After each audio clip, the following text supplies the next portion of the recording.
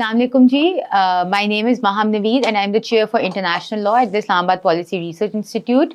Today we're joined with Mr. Ahmed Bilal Sufi, who needs no introduction. He's the pioneer of international legal research in Pakistan and one of the most prominent international law lawyers that Pakistan has to offer. Assalamualaikum sir, thank you so much for joining us. हमें पता है आपका schedule बहुत busy है, particularly now with the Indus Waters Treaty and you advising multiple stakeholders on the issue as well. So, sir, we're here to talk about and लोगों को थोड़ी clarity भी देने के लिए कि ये हो क्या रहा है. सबसे पहले तो सर मुझे बताएं कि ये जो एक bilateral historic water sharing arrangement था between Pakistan and India, can India unilaterally hold this treaty in abeyance? Because एक तो the word in abeyance is not found anywhere in the treaty.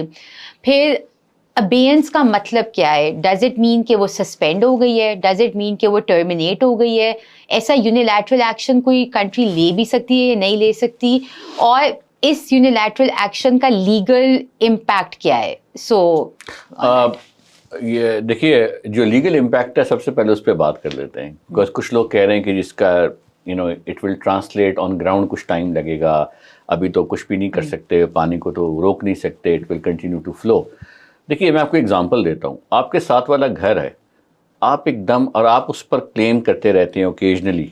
आप कहते हैं इसमें मैं तुम्हारे खिलाफ केस करूँगा, ये मेरी जगह है. एक दिन आप खड़े होकर उसको कहते हैं कि मैं तुम्हारी रजिस्ट्री आज से नहीं मानता, मेरे नज़दीक तुम इलीगली बैठे हो. अब मैं जब चाहूँगा कब्जा करूँगा, लेकिन आज मेरा नहीं है. मैं 4 दिन बाद, 2 हफ्ते बाद, 4 महीने बाद. अब आपने तो दूसरे को इनसिक्योरिटी के फ्रेमवर्क में ले आए ना. अब तो वो एंग्जाइटी मोड में चला गया.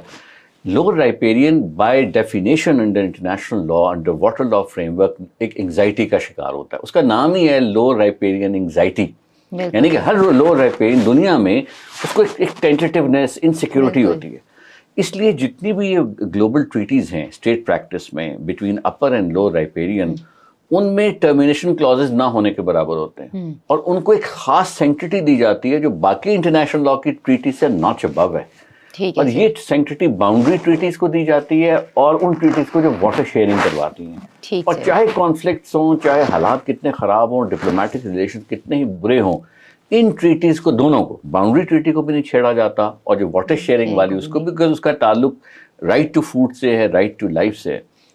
अब इस तनाज़ुर में आप ज़रा इस ट्रीटी का जायज़ा लें जिसमें चंद मेन प्रोविजन हैं, बाकी उसके नेक्स्चर्स हैं. जब इसकी नेगोशिएशंस हुई और वर्ल्ड बैंक इसको सुपरवाइज कर रहा था या इसको ऑर्गेनाइज, कई साल होते हैं, कई साल की नेगोशिएशंस में ये तय किया गया बाज़ाब्ता इन्फॉर्म्ड डिसीजन कि इसको यूनिलैटरली कोई इस पर असरअंदाज ना हो सके किसी तौर पर. आर्टिकल 12 जो ये आर्टिकल 12 बिल्कुल से. और उसकी वजह ये थी कि एक मुल्क या दोनों मुल्क कहीं कहीं अपने देवर मूविंग टू देयर डिसएडवांटेज.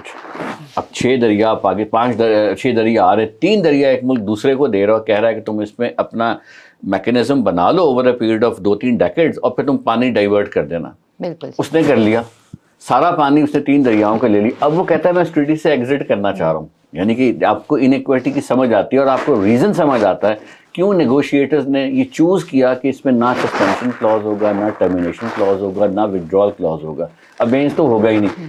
आजकल की जो ट्रीटीज़ हैं उसमें कई में टर्मिनेशन क्लॉजेस भी होते हैं, विड्रॉल क्लॉजेस भी होते हैं. अब आप नॉन प्रोलिफरेशन ट्रीटी याद कीजिए, एनपीटी, उसमें विड्रॉल क्लॉज मौजूद है कि 6 महीने का नोटिस देके एक रियासत एग्जिट कर सकती है. उसके that is negotiated deliberately.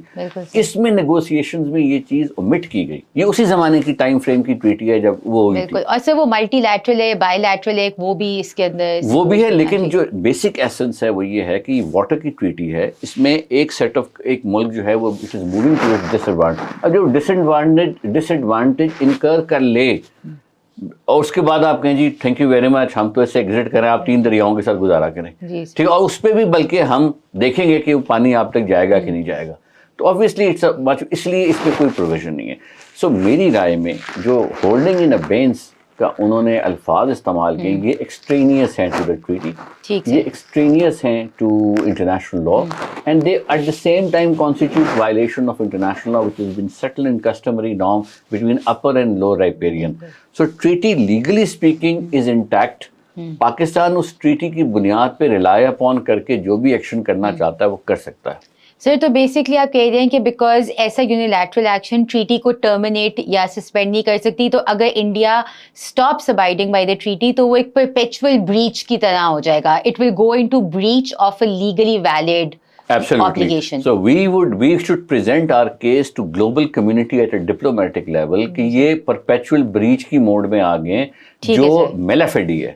Normally तो आप पैक्टा नॉन सर्वेंडा हम सब ने पढ़ा हुआ है कि जब आप किसी ट्रीटी को नोइंगली साइन करते हैं तो इस नियत से करते हैं कि आपने इसको ओबे करना है, इसको you are settling a law between two parties when you are doing any contract and a treaty. Now that law will govern that relationship and that subject matter. अब उससे आप कहते हैं जी मैं तो उसको मान ही नहीं रहा और कोई प्रोविजन नहीं है, तो इसलिए आप खुद ब्रीच में चले गए of that treaty. That should be Pakistan case before global forum. Sir, on that level कि आपने जो सैंक्टिटी ऑफ ट्रीटीज की बात की है, one of the things that India is alleging Pakistan is the fact कि एंड आप अवेयर हैं इस कॉन्सेप्ट के good faith under international law, that all your international legal obligations need to be undertaken in good faith.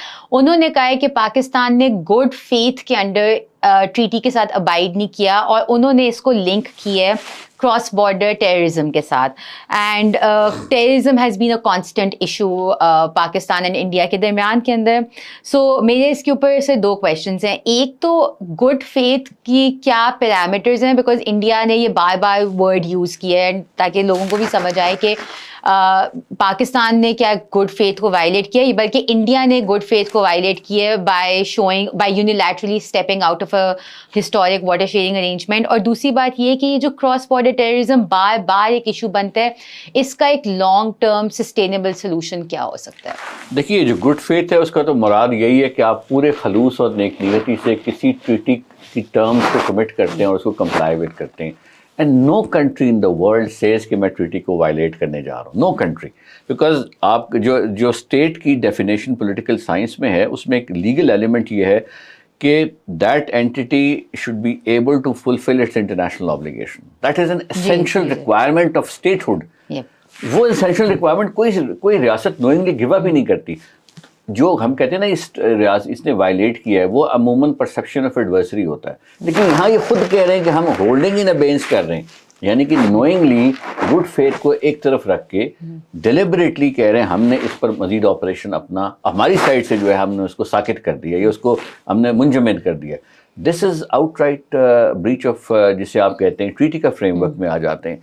अब जो आपने बात की कि जो उन्होंने वजह बताई, वजह उन्होंने बनाई कि जी पहलगाम का वाकया हुआ, एक्ट ऑफ टेररिज्म हुआ, उसको मुंसलिक किया ट्रीटी की होल्डिंग इन अबेंस से। अब ये जो कंसिडरेशन है this is extraneous to the text of the treaty, यानी आप किसी कंसिडरेशन की बुनियाद पर ही ट्रीटी को, इट इज एक्सट्रेनियस टू, अगर आप वियना कन्वेंशन की एप्लीकेशन को भी देख लें तो भी it is extraneous to that provision as well. कोई वकूआ, कोई एक्ट ऑफ टेररिज्म, कोई एक्सीडेंट, कोई ऐसा नेचर जो है वो ट्रीटी की सैंक्टिटी को अफेक्ट नहीं करती। That is the broad principle that needs to be honoured throughout. अच्छा, और ये हमने देखा कि अब टेररिज्म को जिस पे ये रिलाई कर रहे हैं उसके लिए पाकिस्तान ने कई दफ़ा इनको कहा, और पिछले वाक़यात भी अगर आप देखें पाकिस्तान ने एक्सटेंड की कोऑपरेशन। बॉम्बे वाले केस में पाकिस्तान ने FIR काटी against the accused found in Pakistan, और जब ये रियासत कहती है स्टेट बनाम लखवी या स्टेट बनाम फलाना, तो रियासत ये स्टेटमेंट दे रही है कि मेरी जानिब से ये शख्स मुल्जिम है और मैं इसको ट्रायल में ले आया हूँ। अब इस ट्रायल का जो प्रोसेस है वो चलेगा और जो कोऑपरेशन मुझे आपसे चाहिए वो आप दें ताकि मैं इसको कैफरे किरदार तक पहुँचाऊँ। ये ब्रिंग हिम टू जस्टिस के अल्फाज हैं UN सिक्योरिटी काउंसिल के लॉ 1373 में। तो पाकिस्तान ने बॉम्बे ट्रायल में भी यही किया, लेकिन इंडिया की कोऑपरेशन अगर आप याद कीजिए कि पाकिस्तान से लीगल टीम्स गई, क्रॉस एग्जामिनेशन नहीं करने दिया गया, एक्सेस नहीं दी गई, तो लिहाजा उसका एडवांटेज फिर डिफेंस को जाता है। सो जो क्रॉस बॉर्डर टेररिज्म के जितने भी हमारे इवेंट्स हैं जिससे हमारे ताल्लुकात ख़राब होते हैं पाकिस्तान इंडिया के साथ, अब हमने पाकिस्तान ने म्यूचुअल लीगल असिस्टेंस का लीगल फ्रेमवर्क डेवलप कर लिया। पहले भी हम उसे यूज़ करते थे लेकिन अब बाकायदा स्टैच्यू आ गया है। इंडिया में लेटरोगेटरी के लिए उनके क्रिमिनल प्रोसीजर कोड में प्रोविजंस मौजूद हैं, यानी अगर उन्हें कोई FIR काटी है तो लीगल प्रोसेस उनके अपने कानून का ये कहता है कि वो MLA की रिक्वेस्ट, यानी कि रिक्वेस्ट भेजें गवर्नमेंट ऑफ पाकिस्तान को कि हमने ये फ़लानी इंटरसेप्ट किया, फ़लानी इंटरसेप्ट की है, हमें लगता है आप इस पर तहकीक करें, यही बंदा है फ़लाने आपके गांव में बैठा हुआ है, तो हमें इस तक एक्सेस दें। या इसको पकड़ के इसका बयान लेके हम दें ताकि हम इवेंचुअली तयन करें कि एंड सो ऑन। सो पूरा प्रोसेस है, जो लीगल प्रोसेस दुनिया के तमाम ममालिक आपस में ऐसे ही करते हैं कि एक्ट ऑफ टेररिज्म दुनिया में हर जगह होते हैं, लेकिन उसकी बुनियाद पर ट्रीटी सस्पेंड नहीं की जाती। तो मेरा ख्याल है ये जो मैकेनिज्म है इंडिया और पाकिस्तान का, फिर एक सार्क कन्वेंशन भी है ऑन लॉ इन्फोर्समेंट की कोऑपरेशन की बाबत, तो 2-3 मैकेनिज्म्स हैं। और उसके टॉप ऑफ दैट आपके पास सिक्योरिटी काउंसिल 1373 की रेजोल्यूशन है जिसमें है कि आपने कोऑपरेशन एक्सटेंड करनी है। मुझे याद है जब बॉम्बे हुआ था उसके बाद जो इंडिया से लेटर आया था वो बेसिकली ये था कि you have a duty to provide us cooperation because of the 1373 resolution. तो यहाँ पे जब डिस्कशन हुई थी तो फिर ये तय पाया था कि यूएन रेजोल्यूशन के होते हुए पाकिस्तान इनकार नहीं कर सकता, Pakistan should extend cooperation to India. And sir it's not like कि पाकिस्तान खुद एडवर्सली इंपैक्ट नहीं हुआ। जो समझौता एक्सप्रेस बॉम्बिंग हुई थी उसके अंदर majority of people who lost their lives were Pakistanis. ये आप बिल्कुल सही कह रही हैं, बल्कि पाकिस्तान में कई एक्ट ऑफ टेररिज्म ऐसे हैं जिनका ताल्लुक निकल रहा था इंडिया से या इंडिया की एजेंसी से।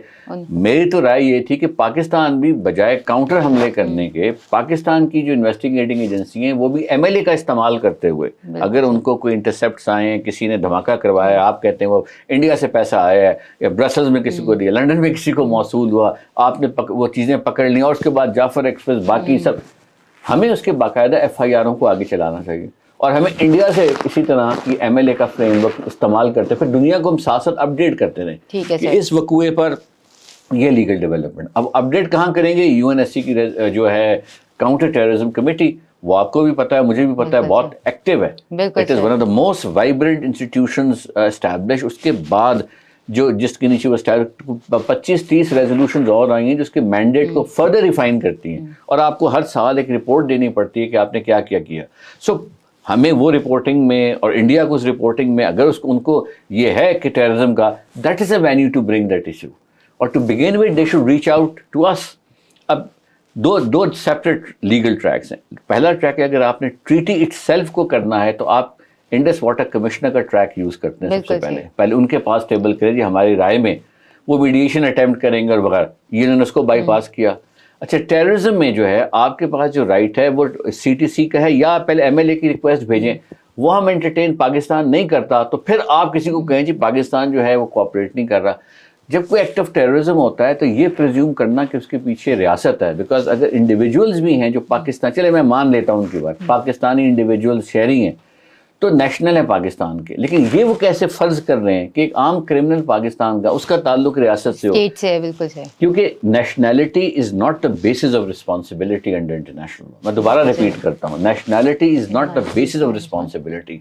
9/11 में जो टेररिस्ट पकड़े गए थे उनकी नेशनैलिटी कुछ और थी। उसका तो बहुत टॉल ऑर्डर है to establish a state responsibility. चले हम कहते हैं जी आप बताएं तो सही ना, कुछ तो इन्फॉर्मेशन दें कि आप कहते हैं कि पाकिस्तान से पहलगाम वाले लोग जाए थे, पाकिस्तान से आए, ओरिजिनेट किए थे, कोई तफसीलात रखें, उसकी कोई डिटेल्स नहीं आई। अब जब भी आप कॉन्ट्रैक्ट किसी भी नौये से, छोटा कॉन्ट्रैक्ट, और कई लोग जो सुनने वाले हों, किसी कंपनी होंगी, किसी के मामलात होंगे, कॉन्ट्रैक्ट आप टर्मिनेट करते हैं, आप ग्राउंड्स देते हैं, बिल्कुल आपको मालूम होता है कि कॉन्ट्रैक्ट से मैं एग्जिट कर रहा हूँ, निकल रहा हूँ जानबूझ के या विद मेलाफाइड या बोन, तो आप अपनी नेक नियति को डॉक्यूमेंट करने के लिए ग्राउंड्स लिखते हैं कि कोई भी उसे पढ़े, उसे बड़ी माकूल बात लगे कि जी क्यों टर्मिनेट कर। अगर आप गुड फेथ की बात कर रहे हैं तो फिर this is good faith. Sir इसी से बिल्कुल आपने कहा कि टेररिज्म जो है वो एक एक्सट्रेनियस इशू था जो इंडिया ने लिया, which was outside the treaty mandate. But sir एक जो इशू उन्होंने इस दफ़ा भी अपने ख़त में लिखा है कि, और वो 2023 से कहना शुरू हो रहे हैं कि जी fundamental change of circumstances under international law हो गए हैं, क्लाइमेट चेंज और पॉपुलेशन डेमोग्राफिक्स की बेसिस पे, और उसकी वजह से वी रिक्वायर अ मॉडिफिकेशन। तो सर जहाँ तक मेरी बड़ी इनिशियल अंडरस्टैंडिंग है कि फंडामेंटल चेंज का तो एक तो मॉडर्न टाइम्स में कोई ऐसा है नहीं जिसके अंदर इंटरनेशनल लॉ ने इस बेसिस के ऊपर एक ट्रीटी को इनवैलिडेट किया, और दूसरी बात इसका तो बहुत स्ट्रिक्ट क्राइटेरिया है। आपको पता होगा कि वो बहुत नैरो क्राइटेरिया है, because sanctity of the treaty is kept at such Paramount importance. तो फंडामेंटल चेंज का आप मुझे बताएं कि वो जो क्राइटेरिया है, वो जो एक अनफोर्सीन होना चाहिए इशू, उसका आपके बारे में क्या ख्याल है? ये इंडिया फुलफिल कर रहे हैं ये क्लाइमेट चेंज और पॉपुलेशन वाली बात पे? मैं इसका जवाब डिलिबरेटली विद होल्ड करता हूँ फॉर द टाइम बीइंग। मैं आपको एक और सिनेरियो की तरफ लेके जाता हूँ। मैं कहता हूँ कि फंडामेंटल चेंज ऑफ सर्कमस्टांसेस जो हैं वो इंडिया ने किए हैं। 2019 का जो प्रेसिडेंशियल ऑर्डर है वो फंडामेंटल चेंज ऑफ सर्कमस्टांस की सबसे बड़ी अल्ट्रा वायरीज एविडेंस है, जिसको इंडिया के अंदर भी क्रिटिसाइज किया गया जब इन्होंने कहा कि सारा जो कश्मीर जो उनकी जिस पर उनका कब्जा है वो उनका हुआ। और साथ देखिए जरा आउटरेजियसनेस के कहते हैं कि जी गिलगित बल्तिस्तान भी आप हमारा है, AJK भी हमारा और लद्दाख भी हमारा। तो ये जो फंडामेंटल चेंज किया उन्होंने सर्कमस्टांसेस को चेंज करके चाइना को भी पार्टी बना दिया, ये एक दिलचस्प डेवलपमेंट उन्होंने खुद ही कर दी है। And they have forced China to be a party to a Kashmir dispute. और हमने तो नहीं कहा कि ये फंडामेंटल चेंज है तो we want to step out of any obligation we have undertaken as a sovereign state. Exactly and I think when they are saying for fundamental change of circumstances, या आई मीन जो देखें एक और we are another legal stand ये है कि उन्होंने कहा कि जी नोटिस जो हमें दिया था 2023 में कि हम रीनेगोशिएट करना चाहते हैं। अब रीनेगोशिएशन का अमल इन इट्स ओन राइट बड़ी मेजर डेवलपमेंट है टुडे। उसके ग्राउंड्स क्या होंगे वो एक सेपरेट इशू, वो एजेंडा आइटम्स है 1 2 3 4, बट आप ये कह रहे हैं कि हम रीनेगोशिएट करके इसको रीओपन करना चाहते हैं। अच्छा, वो प्रोसीडिंग्स अभी पेंडिंग है, बिकॉज दे आर ऑल्सो सिर्फ वो लेटर नहीं है, वो कानूनी प्रोसीडिंग्स हैं जो एक रियासत ने रोल आउट की हैं, दूसरी रियासत उसको रिस्पॉन्ड कर रही है या देख रही है या एग्जामिन कर रही है, तो proceedings are still pending. Process उसका लीगल प्रोसेस चल रहा है। उस लीगल प्रोसेस को एकदम फ्रॉग जंप करके उसको वहीं छोड़ के, बिल्कुल सही, तभी तो दुनिया ने इसकी पजीराई नहीं की। दुनिया कह रही भाई एक तरफ आप कह रहे हैं कि रीनेगोशिएट, आपने खत लिखे तो गवर्नमेंट ऑफ पाकिस्तान उसको डिलिबरेट कर ली, बड़ी सीरियस इशू है, मुख्तलिफ लेवल्स पर डिलिबरेट होगा, या कुछ आपको प्रिलिमिनरी जवाब दिया तो इंगेजमेंट चल रही है, तो चलें आप, या कमीशन टू कमीशन बातचीत चल रही है, तो उसमें आप फ्रेमवर्क में रहकर हमें एक्सप्लेन करेंगे कि कैसे change fundamental change of circumstances हुए, ये हुआ, तो वो कम्प्लीटली वहीं छोड़ दिया उन्होंने। सो वो लीगल प्रोसेस वहां छोड़ के उन्होंने कहा नहीं हम इससे स्टेप आउट ही कर रहे हैं। बिल्कुल सर। सो ये बड़ी, इससे जो है ना, इससे आपको जो इससे जो आप वो थीसिस को तकवीत मिलती है कि इनका प्लान था कि इन्होंने इस ट्रीटी को डिसलॉज करना। बिल्कुल सर। और ये प्लान के खदोखाल आपको सबसे पहले नजर आते हैं जब इन्होंने मोदी साहब पावर में आते हैं और आते ही वो कहते हैं कि मैंने इसको एब्रोगेट करना है। बिल्कुल आपको याद बिल्कुल होगा। और आप तब भी आपने कहा था, फिर जब कश्मीर 2019 में हुआ था आपने तब भी कहा था कि this is part of a larger, this is part of a larger. So मुझे भी लगता है कि somebody इन मोदी साहब या इनकी जो भी क्लोज डोर टीम है और लीगल टीम और टेक्निकल टीम, इन्होंने बैठ के लीगल स्ट्रेटजी बनाई है डैशबोर्ड पे कि अच्छा हम पहले कश्मीर पे ये मूव करेंगे, 370 इलेक्शन का भी हमें बेनिफिट होगा, तो हमें इसको लीगली भी करना इस तरह कि हम आहंग हो, तो पहले कश्मीर का टाइटल क्लेम कर लो, उसके बाद चूंकि जीबी के ऊपर से पानी कश्मीर के ऊपर से गुजरता हुआ पाकिस्तान जा रहा है, तो इस ट्रीटी को भी एब्रोगेट करो ताकि हमारा टाइटल भी कंफर्म हो, और साथ साथ ये है कि हमारी लेवरेज भी और बढ़ जाए। और इलेक्शन में जो हमने वादे किए थे, जो आप आउटरेजियस गुफ्तगू कर रहे होते हैं, इलेक्शन में तो सिचुएशन और होती है, उसको हम रियलाइज भी कर लेंगे on ground and will get the votes as well. So that was the, I think, तो उन्होंने इसको फॉलो किया बड़े प्रॉपरली उनकी लीगल टीम ने। जब एब्रोगेशन की इन्होंने बात की थी तो उस वक्त इन्होंने कहा था, अच्छा इनके अपने लॉयर्स ने कहा सर आप नहीं कर सकते क्योंकि आर्टिकल 12 तो बड़ा क्लियर है, तो उसके मौजूदगी में तो आप यूनिलैटरल नहीं कर, इन्होंने कोई टीम बनाई, he didn't give up, political party उनका इस पे काम करो, फाइंड अ वे फॉरवर्ड। उसके बाद स्टेप 2 पे उन्होंने लेटर लिखा उसी स्ट्रेटजी के कॉन्टेक्स्ट में। लेटर लिखने के बाद जाहिर कर, और उसके बाद इनएक्टिव कर दिया, यानी कि मोर लेस जो मुझे खबर है कि कोई इंडस वाटर कमिश्नर्स की मीटिंग ना होने के बराबर या नहीं। थर्ड, इस पहलगाम वाले को इंसिडेंट बना, उन्होंने कहा जी हम इसको बिल्कुल खत्म कर रहे हैं फ्रॉम आवर साइड। अच्छा, जो अल्फाज भी इस्तेमाल किए वो ऐसे ना वो वियना कन्वेंशन के हैं, ना वो ट्रीटी के हैं, ना वो उसके लॉ के हैं, क्योंकि वियना कन्वेंशन सस्पेंड का वर्ड यूज करती है, in abeyance with immediate effect quote unquote, जो इंडिया ने कहा है वो वर्ड नहीं यूज करती। तो you are somewhere in the middle. लोग अभी तक यही समझने की कोशिश कर रहे हैं कि इसका मतलब क्या होगा। They have kept this ambiguity deliberately ताकि let people keep on wondering कि हमने क्या किया है, let people struggle with it कि ये कहाँ खड़े हैं। हमने तो अपना उज़र लेकर इनएक्टिव कर दिया, अब हम खामोश हो गए, हमारी तरफ से ट्रीटी खत्म। तो अब लोग स्ट्रगल करते रहे, स्क्रैम्बल करते रहे कि ये अबेयंस का मतलब क्या है, इसका मतलब क्या है, बट ऑन ग्राउंड उसका मतलब यही है कि जी अब अपर राइपेरियन के तौर पर मैं जानूं और मेरी स्ट्रेटेजिक चॉइसेस जाने कि मैंने पानी को कुछ करना या नहीं करना। मैं इंजीनियर नहीं हूँ, that's not my area, but that's where they are now. Sir, but from an international law and international water law perspective, जो इतना developed नहीं था in the 1900s, but अब तो बहुत ज़्यादा developed है with reasonable and equitable utilization, obligation not to cause significant harm, duty to cooperate, ये सारे principles अब apply करते हैं.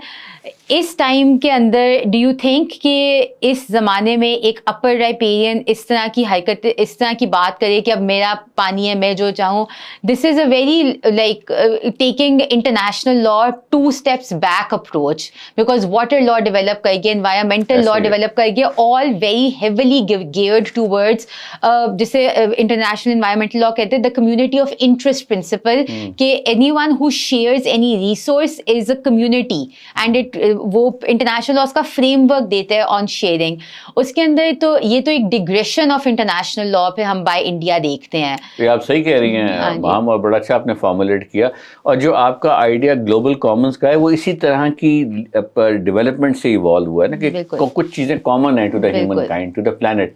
We are the trustees of the planet. बिल्कुल sir. And we have to make sure that we share the resources and do not one doesn't exploit to the disadvantage of the other. जो Indus water treaty है वो upper riparian और lower riparian की जो customary norm है उसको थोड़ा सा रेगुलेट करती है, उसको डिस्प्लेस नहीं करती. दैट स्टेज हमारा right over the waters which come from Indian side is absolutely ours. That water belongs to us. They act as trustee for that water. अगर पानी पीछे से चाइना से आ रहा है तो China also has to act as a trustee for India, and India has to act as a trustee for Pakistan. Pakistan को जरूर ये करना चाहिए कि हमें एज ए लो राइपेरियन की रिस्पॉन्सिबिलिटी होती है कि आप डैम्स बनाएं, पॉन्डेजेस बनाएं, ताकि आपका पानी जो है वो भी हो. तो ये भी duty of care low riparian के बारे में कहा जाता है. लेकिन low riparian is a preferred child of international law as we say, given the circumstances, कि भाई आपके पास तो कोई रास्ता ही नहीं है पानी का और सस्टेनेंस का except the water which come from the state above. तो इसीलिए आप कल भी हम बात कर रहे थे जो 1997 में इंटरनेशनल कोर्ट ऑफ जस्टिस ने इनका हंगरी का और उसका स्लोवेकिया का केस डिसाइड किया कि और कहा कि नहीं ये चेंज सर्कमस्टांसेस नहीं है, जो वाटर ट्रीटी है वो इंटैक्ट है. सर बिकॉज उन्होंने भी यही कहा कि जब वाटर की बात आती है ना, और sir let's be cognizant of the fact कि वो केस तब डिसाइड हुआ था जब right to clean water was not a fundamental right under international law which it now is. तो इन लाइट ऑफ दैट तो पानी रोकना का अब इंटरनेशनल लॉ में कोई जवाब आप दे ही नहीं सकते सिवाय इसके कि आप एक रोग स्टेट बन जाओ और आप कहो कि we will do as we seem fit, but in a multilateral setting जिसके अंदर we now find ourselves, I think that is absolutely unacceptable. ऐसे ही अब तो डोमेस्टिक कोर्ट्स की jurisdiction भी है कि water is linked with right to life. Pakistan के अपना सुप्रीम कोर्ट ने कई मर्तबा ये कहा है, judges of the provincial courts are involved into water management. You know, Lahore high court, Sindh high court में ये चीज़ें इंपॉर्टेंट होती जाती हैं. फिर इवन सी का जो वाटर है उसके अपना इम्पैक्ट है, उसके अपने रिसोर्स एलोकेशन है. तो water is the life line in one sense. तो उसके लिए तो जो पाकिस्तान ने स्टैंड लिया, बल्कि मैं कहूँगा लेना पड़ा, और बड़ा स्ट्रिक्ट स्टैंड कि we take it as an act of war. Pakistan के पास चॉइस कोई नहीं रहेगी, बिकॉज अगर आप लोगों की लाइफ लाइन को थ्रेटन कर रहे हैं, चलें आप आज ही नहीं कर रहे, कल कर रहे हैं. वो जो बात मैं आपको घर की एग्जांपल की दे रहा था कि आप कहते हैं मैं तुम्हारी मलकियत नहीं मानता, तो मेरा दिल है मैं जिस वक्त मर्जी आ जाऊँ, वो तो बंदा इनसिक्योर हो गया ना. तो उसने तो अपनी प्रेपरेशन पे करनी है, जो भी उसकी समझ में आएगा. तो Pakistan is absolutely with in its right, बल्कि पाकिस्तान इसको जाके आर्टिकल 51 का फ्रेमवर्क जो है मुझे लगता है वो डेवलप होगा, और पाकिस्तान का आर्गूमेंट ये बिल्ड होगा कि भाई ये तो आपकी जो सिचुएशन जिसमें आप हमें करने जा रहे हैं इन द नियर फ्यूचर, उसमें हम सेल्फ डिफेंस का डॉक्ट्रिन इन्वोक करेंगे. बिल्कुल सर. एंड यही मेरा अब आखिरी सवाल है which I am going to tie in, कि जो looking at this entire situation and you have been studying it for so many years now, what legal recourses and diplomatic recourses does Pakistan have, sir? इसके अंदर एक चीज़ जो hasn't been talked about enough, but I would want कि आप इस पे थोड़ा सा हमें बताएं कि trade is a very strong motivator to ensure regional peace and stability, and we've seen that being very positively implemented in other parts of the world. तो sir, do you एक तो पाकिस्तान के क्या legal options हैं, and दूसरा would enhancing trade or using international legal trade cooperation agreements be one of the way forwards on this issue? Thank you. देखिए माम, एक तो हमें जाहिर है we have to present our version, इसको स्लैश केस, तो मैं कह रहा हूँ हमें अपना मौक़िफ़ और अपना मुकदमा, जब मैं कहता हूँ तो मेरी मुराद होती है किसी फोरम पे जाना है, डिप्लोमेटिक फोरम में, कोर्ट में ज़रूरी नहीं है। कोर्ट में तो पाकिस्तानी हुकूमत ज़ाहिर है डिलिबरेट कर रही है, they are probably going, but वो अपनी जगह। लेकिन ये चूंकि ट्रीटी से बाहर के इश्यूज भी मुंसलिक होंगे, सर्वाइवल का, सेल्फ डिफेंस का, ह्यूमन राइट्स का, टेररिज्म का, तो ये चीज़ें ट्रीटी के टर्म्स ऑफ रेफरेंस से बियॉन्ड है।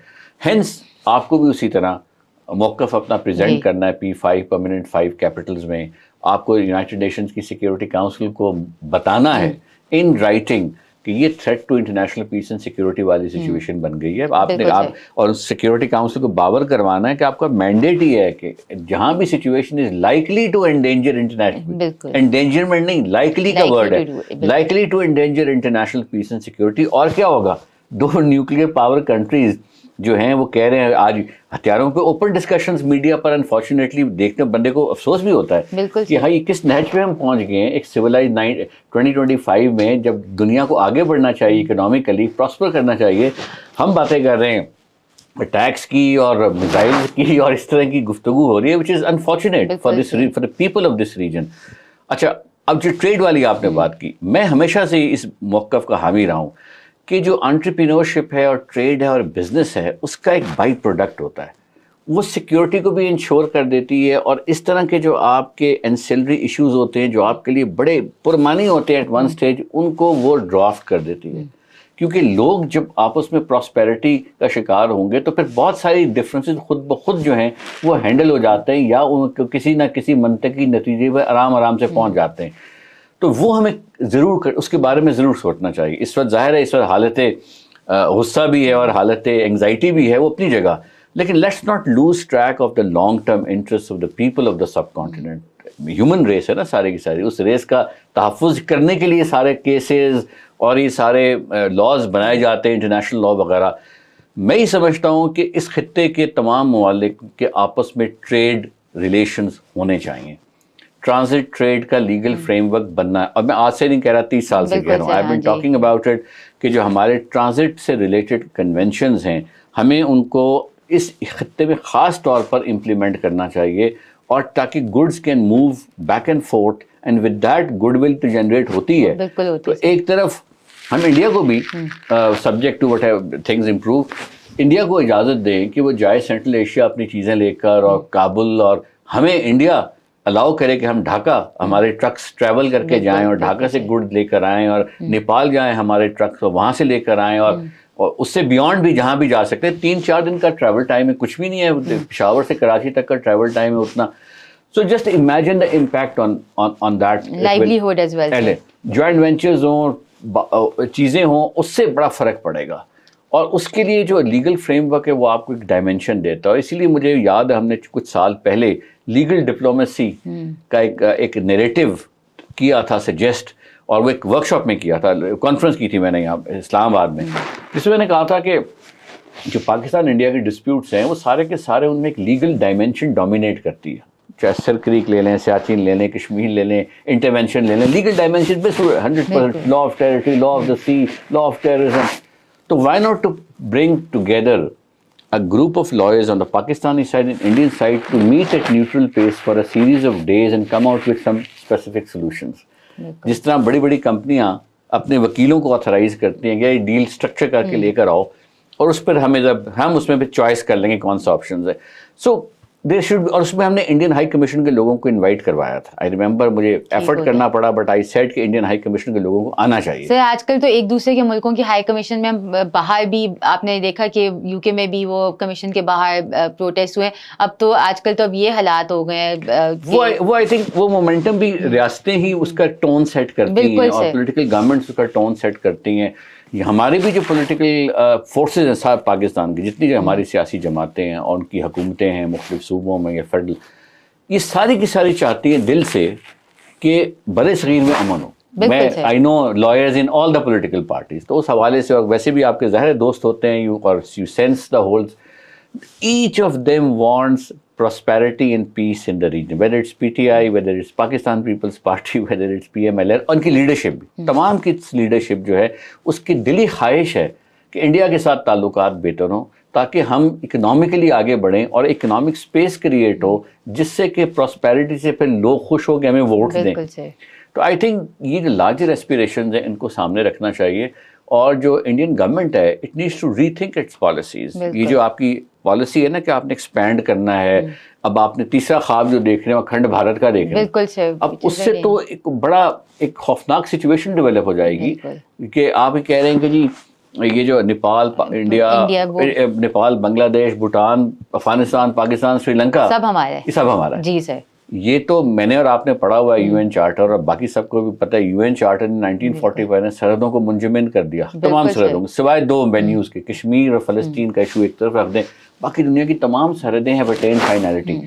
अब जब ये कहा जाए कि जी हमने इन मुल्कों को अपने जम करना, वो मूवीज बनाएं और फिल्में बनाएं, वो नैरेटिव बिल्ड करें इंटरनली, तो you are damaging your own good standing before the international community. बिल्कुल sir. When the international community sees this, वो खामोशी से कहते हैं इनको इंटरनेशनल यूएन सिक्योरिटी काउंसिल में सीट नहीं देनी चाहिए। ये इंतहाई इररिस्पॉन्सिबल नैरेटिव के साथ लगे हुए हैं कि हिस्टोरिक टाइटल की बुनियाद पर ही कह रहे हैं हमने अपना जो है फ्रेमवर्क फैलाना है।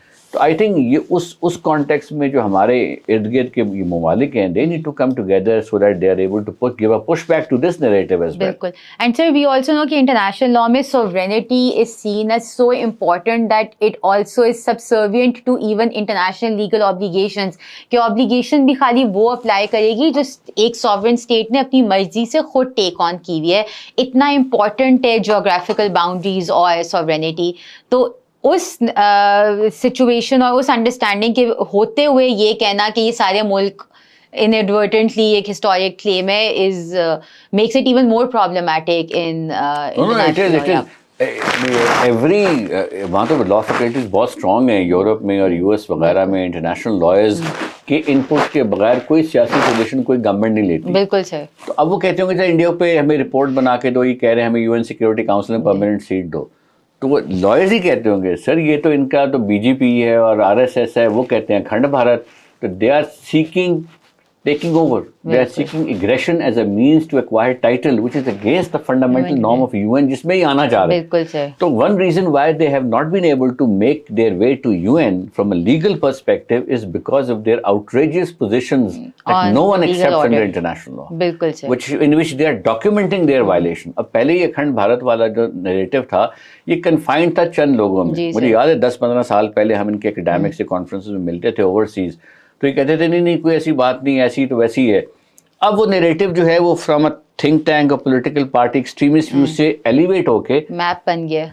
मैप के अलावा it has been elevated to official representatives, chief minister level, the minister level is saying हाँ जी हम अखंड भारत के बारे में हमारी ख्वाहिश है कि बन जाए। तो यू आर सेइंग कि we plan to violate UN charter very comprehensively vis-a-vis 3 or 4 countries in the subcontinent. बिल्कुल सर। एंड सर बस मेरा एक one last question because is the fact कि sir because ICJ is the main judicial organ of the UN and a lot of people have been asking us and overall ये है कि ऐसी situation में ICJ क्या कर सकता है। हम ICJ के पास जा सकते हैं किसी तरह से कोई तरीक़ेकार है जिस that ends up before the court कि कोर्ट ये बात सुने तो उनके डॉकेट पे तो आए, बिकॉज आपको पता है सर कोर्ट के डॉकेट पे आना is a very strong tool that states use.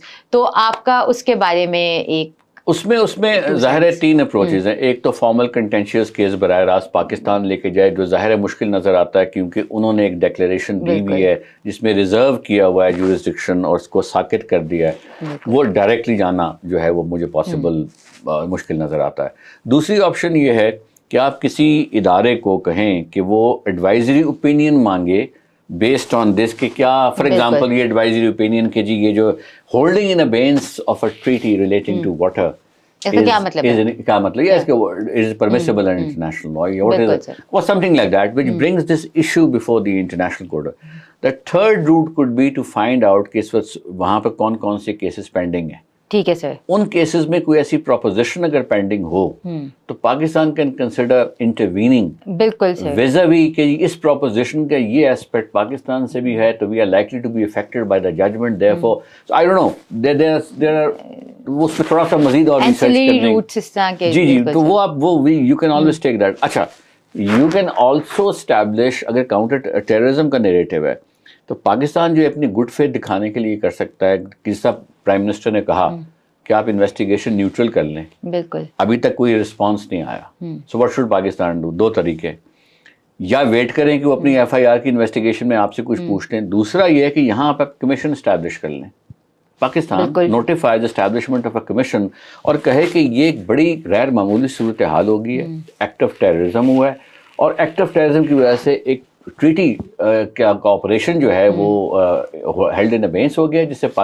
लिहाजा हम इसकी तहकीकात करने के लिए इंस्टॉल करते हैं कमीशन, और उसको ये पावर भी जाहिर है कि वो इंडिया से भी मंगवा ले, कहीं और से भी मंगवा ले, वो कमीशन फ़ौरन काम करना शुरू कर दे, वो इंडियंस को इनवाइट करे और कहे कि आपके पास जो मटेरियल है हमें बताएं, हम उन लोगों के अगर कोई बंदा पाकिस्तानी निकला तो we will undertake criminal proceedings against such an irresponsible character, और अगर निकलता है या नहीं निकलता, आइदर वे बात कोई जुडिशल प्रोसेस तो शुरू हो जाएगा ना, उसमें हम इंटरनेशनल लॉयर्स को भी इनवाइट कर लें उस कमीशन के सामने, और वो मटेरियल जो उनको एक्सपर्ट एविडेंस के तौर पे जो मटेरियल इंडिया देगा, जो वो कहते हैं कि ताल्लुक है पहलगाम का पाकिस्तानी की किसी पाकिस्तानियों के साथ, उस मटेरियल की स्क्रूटनी एक्सपर्ट एविडेंस से करवा के उनकी स्टेटमेंट्स भी करवाएं, बिल्कुल, ताकि एक कॉम्प्रिहेंसिव जुडिशियल एक्सरसाइज हो। जैसे चाइना ने कहा कि दोनों मुल्क जो हैं कोई फ्रेमवर्क पे डेवलप करें ना, तो ऑप्शन ये हैं, इंडिया एफआईआर जो उसकी प्रोसीडिंग्स को आगे चलाए, पाकिस्तान उसमें कोऑपरेट करने के लिए तैयार होना चाहिए और लीगली होगा, क्योंकि सिक्योरिटी काउंसिल के लॉ के नीचे इट हैज़ अ ड्यूटी। दूसरी ऑप्शन, पाकिस्तान एक कमीशन बना ले पाकिस्तान के अंदर पहलगाम के वाक़े की तहकीकात के लिए, ताकि ये समझ आए कि इसमें और जहाँ तक पॉसिबल है अफेक्ट्स करे रिस्पॉन्सिबिलिटी इंडिविजुअल वगैरह, और उसमें हो कि जो भी हो। तो ये तीसरा या चौथा, काउंटर टेररिज्म कमेटी को अप्रोच किया जा सकता है कि आप बताएं कि इस मैटर को कैसे हैंडल किया जाए, या ये मैटर हमारी notice, because security council should be seized of the matter, security council के पास कॉम्पिटेंस है to issue some preventive measures और इंटरिम मेजर्स। तो ये मुख्तलिफ लेवल्स पर Pakistan should step up and show its bona fide और अपनी गुड फेथ कि भाई हमारे हाथ साफ हैं, एक वकूआ आपके यहाँ हुआ है, और उस वकूए की बुनियाद पर अब पूरे बर्रे सगीर का होस्टेज कर रहे हैं पीस एंड स्टेबिलिटी। तो चलिए हम जो कर सकते हैं उस वाक़ई की तहकीकात में हम अपने तौर पे अपने टाइम से शुरू करते हैं। तो मेरे ख्याल इस तरह के इक़दाम से यकीनन न सिर्फ ये कि कुछ टेम्परेचर भी नीचे आएगा, बल्कि साइमल्टेनियसली दुनिया भर में पाकिस्तान की बतौर एक रिस्पॉन्सिबल स्टेट रेपुटेशन मज़ीद स्ट्रेंथन होगी। बिल्कुल sir.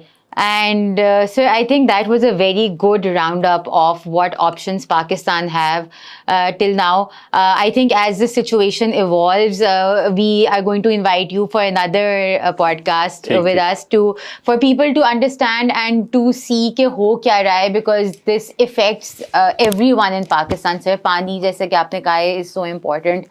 Thank you everyone for watching our podcast, and stay tuned for our future conversations with Mr. Sufi.